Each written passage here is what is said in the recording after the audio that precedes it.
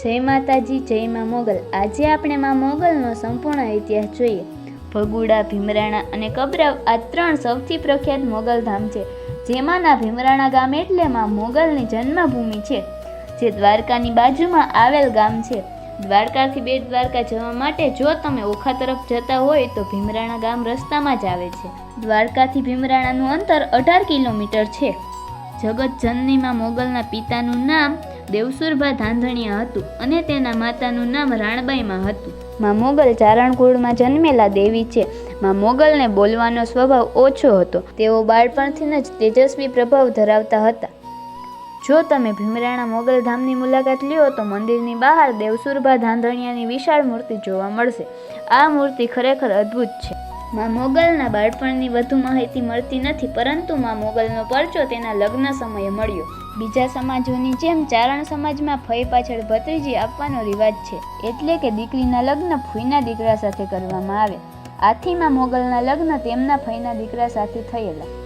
માં મોગલનું સાસરું એટલે જૂનાગઢના ભેસાણા તાલુકાના ગોરવિયાળી ગામ। એ સમયે માના લગ્ન અખાત્રીજના રોજ થયેલા। પહેલાના સમયમાં અખાત્રીજને શ્રેષ્ઠ મુહૂર્ત માનવામાં આવતું હતું। એ જમાનામાં એવો પણ રિવાજ હતો કે નવોઢા સ્ત્રીને સાસરિયામાં બધું માફક આવી જાય ત્યાં સુધી તેની સાથે કોઈ બીજી દીકરીને પણ મોકલવામાં આવતી, જે તેની સેવા ચાકરી કરી શકે। તો અહીં વાંજીને પણ એ જ રીતે માં મોગલ સાથે મોકલવામાં આવેલ। પરંતુ માં મોગલ સાસરે પહોંચે એ પહેલાં જ એવું બન્યું કે માં મોગલ પરણેતર પોશાક પહેરીને ધરતીમાં સમાઈ ગયા।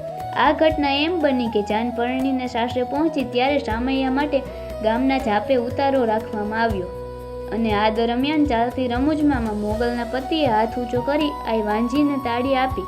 એ જમાનામાં અને સમાજમાં રિવાજો પ્રમાણે આ અસભ્ય વર્તન હતું અને પોતાના પતિને આ વાંજી સાથે તાળી લેતા જોઈ માં મોગલ અત્યંત ગુસ્સે થયા।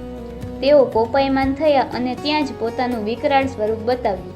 હવે તેઓ સાસરે જઈ શકે તેમ ન હતા। માં મોગલ પરણેતરના પોશાકમાં જ ગોરવિયાળી ગામની સીમમાં ધરતીમાં સમાઈ ગયા। તો તમે જોયું કે માં મોગલનો જન્મ ભીમરાણા ગામ થયો અને ગોરવિયાળી મુકામે તે ધરતીમાં સમાયા।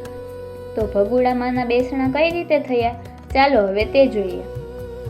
દુષ્કાળ પડ્યો ત્યારે ચારણ સમાજના લોકો કામ માટે ગુજરાતના અન્ય પ્રદેશોમાં જતા અને માં મોગલને સાથે લઈ જતા અને જ્યાં રોકાતા ત્યાં માની સ્થાપના કરતા અને આ રીતે ચારણ સમાજના લોકો સાથે માતાજીની સ્થાપના ગીરના કોઈ નેસમાં થઈ। આઈશ્રી મોગલમાં ભગુડા કઈ રીતે બિરાજમાન થયા તે બાબતે લોકકથા એવી છે કે દુષ્કાળના સમયમાં કામડિયા આહિર પરિવાર અને અન્ય માલધારી પરિવારો પશુના નિભાવ માટે જૂનાગઢ ચારણના નેસડામાં ગયા, જ્યાં ચારણના કુળદેવી આઈશ્રી મોગલમાંનું સ્થાપન હતું જ અને ત્યાં કામડિયાર આહિર પરિવારના માજીએ માતાજીની અનેરી સેવા કરી। વર્ષ સારું થતાં માલધારી પરિવાર પાછો વતન જઈ રહ્યો હતો ત્યારે ચારણ બેને આહિર બેનને આઈશ્રીમાં મોગલના કાપડા આપેલ અને કહ્યું કે માતાજી તારા રખોપા કરશે। કામડિયા આહિર પરિવારે વતન ભગુડા પહોંચી માતાજીનું સ્થાપન કર્યું। ત્યારથી આઈશ્રીમાં મોગલ ભગુડામાં બિરાજમાન છે। ત્યારથી ચારણ સમાજના કુળદેવી આઈશ્રીમાં મોગલમાને કામડિયા આહિર સમાજના ભગુડાના 60 પરિવારો પૂજે છે અને આ બંને સમાજ ઉપરાંત તમામ જ્ઞાતિના અનેક લોકો આસ્થાપૂર્વક માતાજીની સેવા પૂજા કરે છે। મોગલમાં પોતાના ભક્તોના દુઃખ દૂર કરે છે। માં મોગલ પોતાના ભક્તોની મનોકામના પૂરી કરે છે અને તેમના પર કૃપા વરસાવે છે અને કહેવાય છે કે જે કોઈ ના કરે એ માં મોગલ કરી બતાવે અને જે કોઈ ના આપે તે માં મોગલ આપે। માં મોગલ રંકને પણ રાજા બનાવે છે।